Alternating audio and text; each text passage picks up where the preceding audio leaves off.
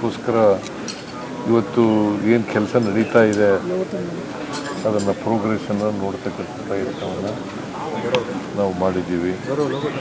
ಅದಾದಮೇಲೆ ಮಾರ್ನೀಸ್ college hostel ಅಲ್ಲಿ ಸುಮಾರು 280 ವಿದ್ಯಾರ್ಥಿನಿಯರಿದ್ದರು.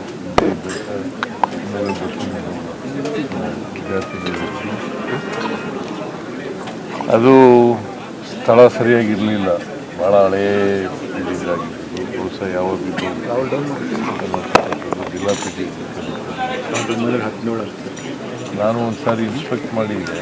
ನಾನು ಮತ್ತು ಸುಧಾಕರ್ ನಮ್ಮ MLA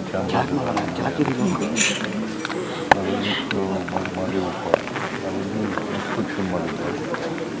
ಇನ್ಸ್ಪೆಕ್ಷನ್ ಮಾಡಿ ಹೊಸ ಹಾಸ್ಟೆಲನ್ನು ಮಾಡಬೇಕು ಅಂತ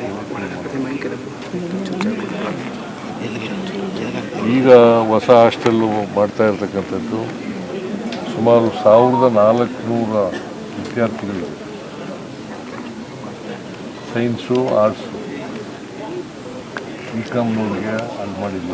ಅಲ್ಲಿ 900 ವಿದ್ಯಾರ್ಥಿಗಳಿಗೆ ಮಾಡಿದ್ದೀವಿ.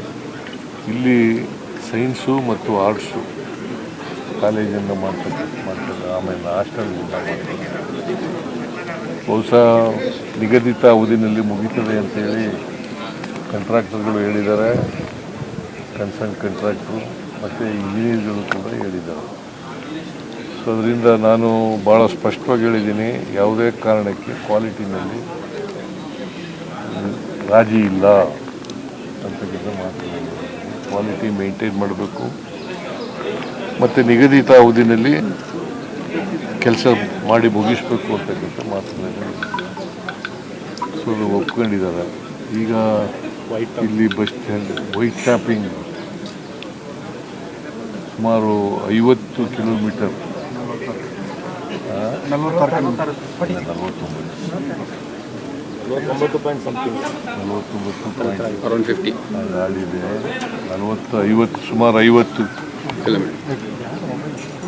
50 ಕಿಲೋಮೀಟರ್ ವೈಟ್ ಟ್ಯಾಪಿಂಗ್ ಮಾಡ್ತೀವಿ. ಅದು ಡಬಲ್ ರೋಡ್ ಇದೆ, ಇದೆಯಲ್ಲ, 4 ಲೇನ್ ಇದೆಯಲ್ಲ, ಆ 4 ಲೇನ್ ಇರ್ತಕ್ಕಂಥ ರಸ್ತೆಗಳನ್ನು ಮೊದಲನೇ ಹಂತದಲ್ಲಿ ಮಾಡ್ತಾ ಇದ್ದೀವಿ. ಆಮೇಲೆ ಎರಡನೇ ಹಂತದಲ್ಲಿ ಉಳಿದ ರಸ್ತೆಗಳನ್ನು ಮಾಡ್ತಕ್ಕಂಥದ್ದು. ಇದು ಮಾಡೋದ್ರಿಂದ ಸುಗಮ ಸಂಚಾರಕ್ಕೆ ಅನುಕೂಲ ಆಗ್ತದೆ. ಒಂದು, ಎರಡನೇದು ಟ್ರಾಫಿಕ್